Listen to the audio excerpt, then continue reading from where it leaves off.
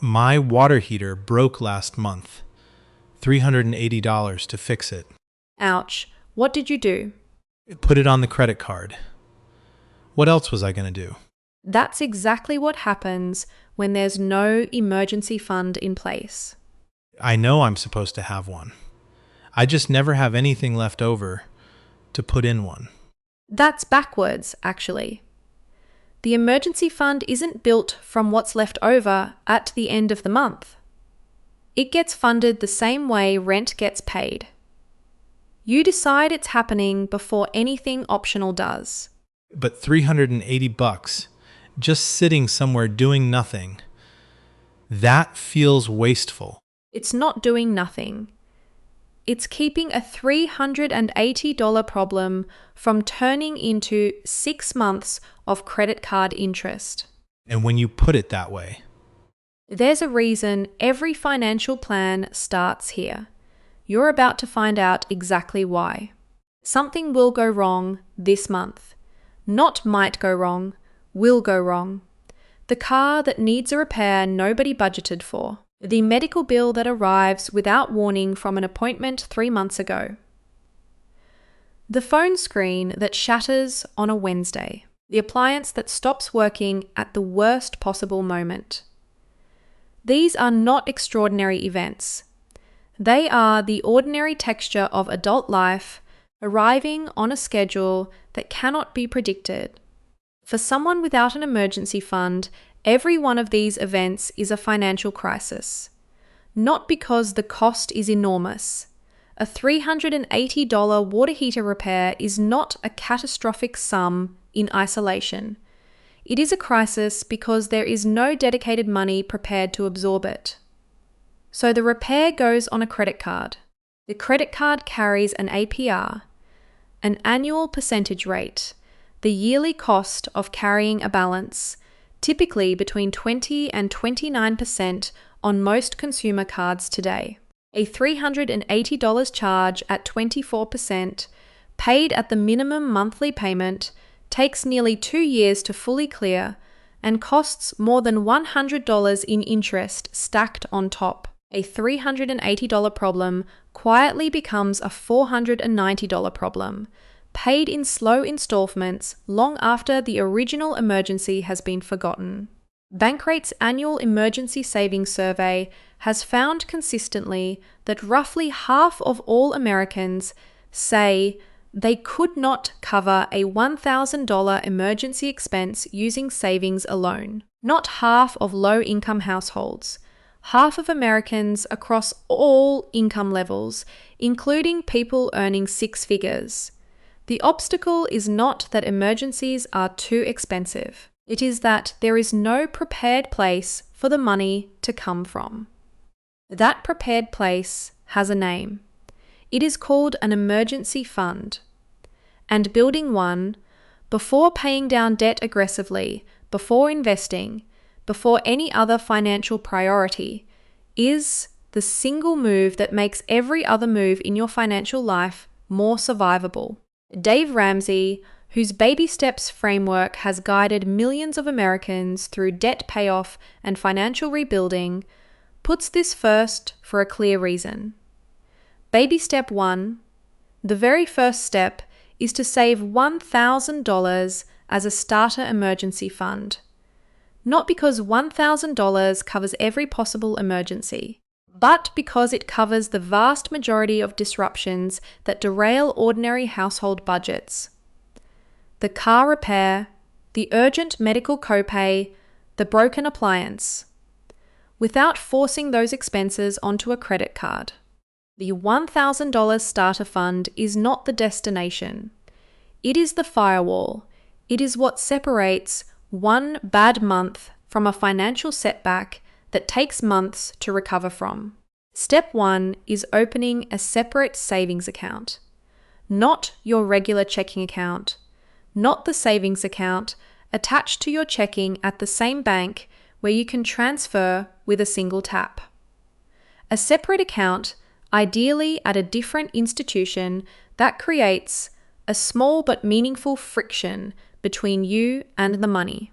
Research through the Consumer Financial Protection Bureau has documented consistently that psychological and physical separation between savings and spending money significantly increases how long savings stays saved. Open the account. Name it emergency fund. The act of naming and separating makes the goal real in a way that a mental intention cannot. Step 2 is setting a specific dollar target and a specific deadline.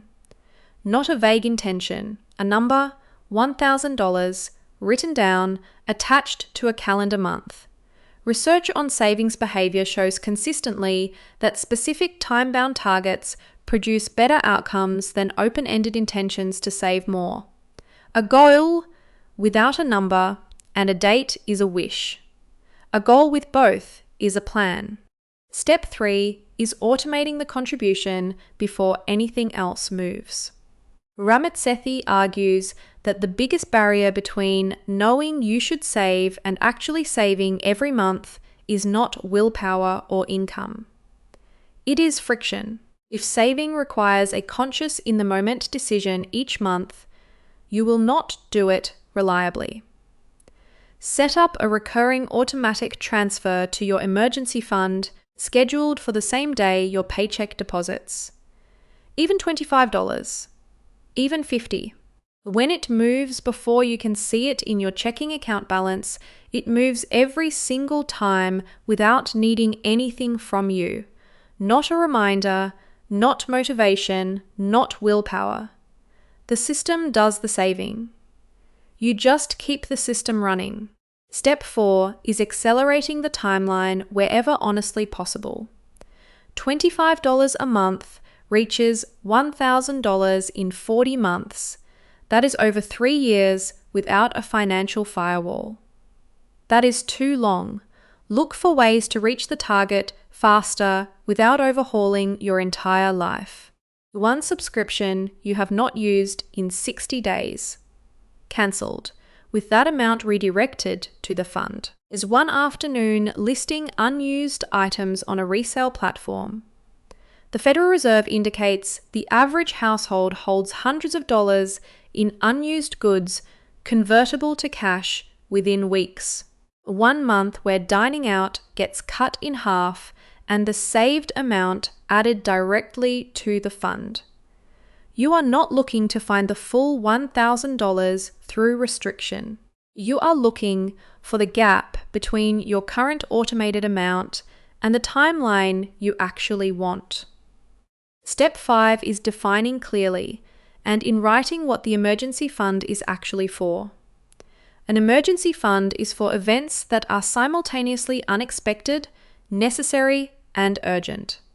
A car breakdown, a medical bill without warning, a sudden income reduction. It is not for a sale that ends tomorrow. It is not for holiday gifts.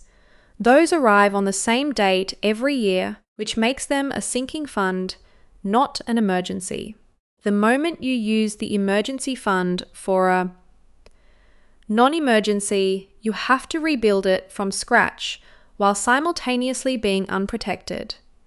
Write the definition down. Put it somewhere you will see it when the temptation arrives. Here is what most people understand backwards about the emergency fund. You think it is for emergencies.